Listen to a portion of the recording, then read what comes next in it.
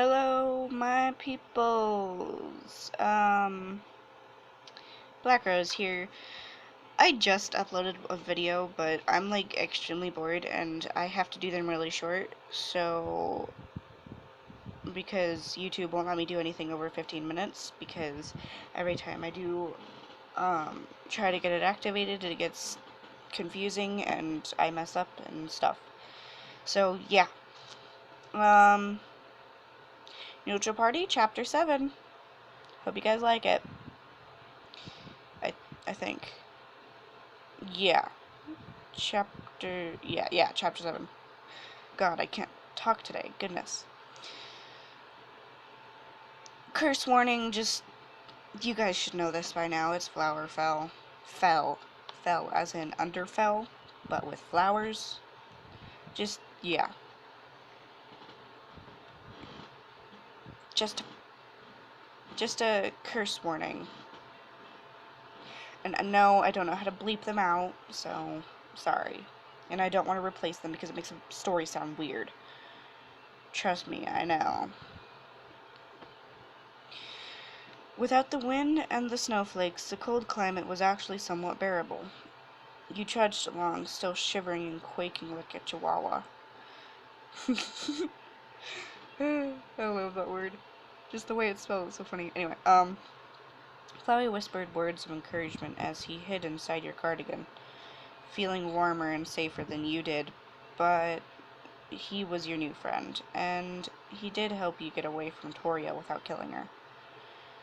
One might have thought that because of the flowers, your face was more sheeted from the cold, but it wasn't. Instead, the flowers closed themselves up, like they always did in winter when they grew in soil. Another shiver racked through your core, and you coughed, falling to your knees from the blunt force of it. Monster saw you, engaged you in a fight. You died due to your stiff limbs and coughing body. You woke up with another flower appearing on your wrist. The first one on a place of your body that wasn't your face. You sigh and look around the area, pleased that there was no sands in sight. You were very lucky to have found a save point just after sands was out of your sight. With a sigh, you began walking back the way you had last time. You coughed in the same spot, and the monster once again engaged you in a fight. The first time he killed you, you had blacked out. This time, however, you could feel the pain of his barks echoing through your head and bursting open your eardrums. No. You...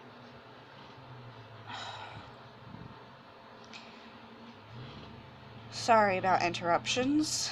Anyway, back to the story. You scream, but there is no sound reaching your lobes. You see him bark again, and even though you can't hear it, you feel the sound waves only tearing through your brain. You wake up again, immediately sighing to see if you can hear it. Luckily, you can. You turn around and come back the way you came. Sans is there. He looks at you with the same non-existent eyebrow raise, except this time he might actually have a spark of concern in his eyes. You look pale. You roll your eyes.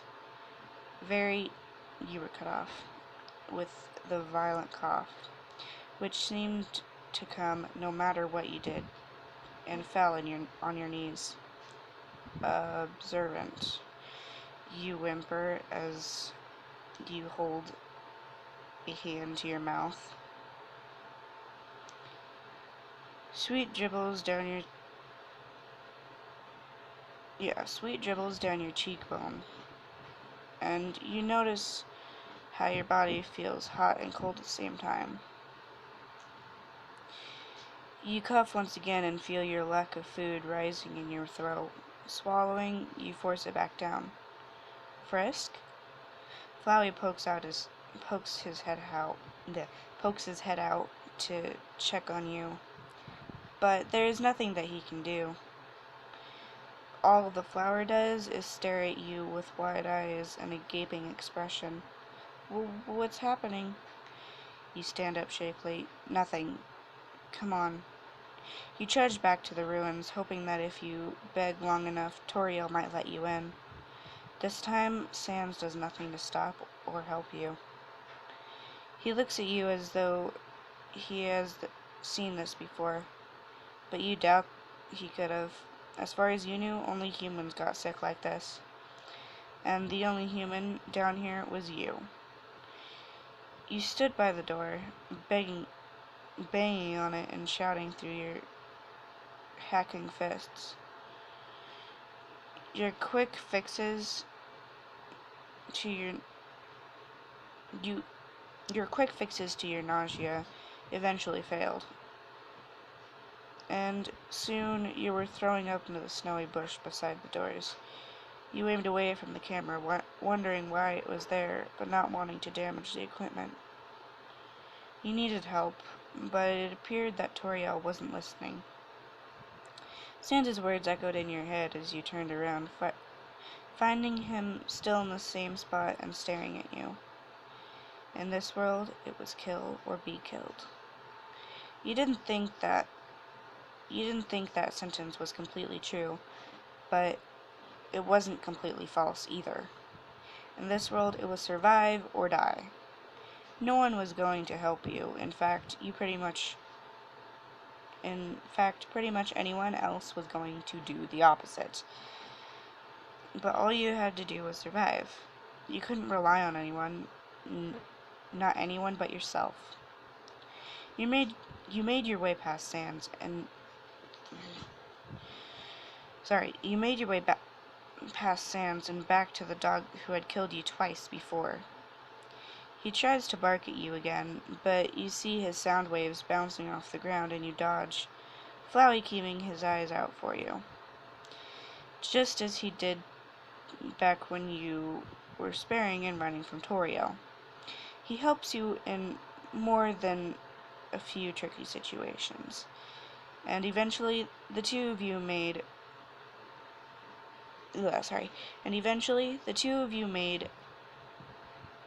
it to a sign that reads Snowden. You sigh and Flowey pats your shoulder. There will be clothes in there. We can make it. Anyway, yeah. Oh, I did not see this before. It says it's based off the story Overgrowth. I mean, I've heard part of it on YouTube, but I don't really, never mind. I usually just, find other stuff. It really hasn't popped up that often, but I have heard of it. Yeah. Anyway. See you later, my garden party. Bye, peoples.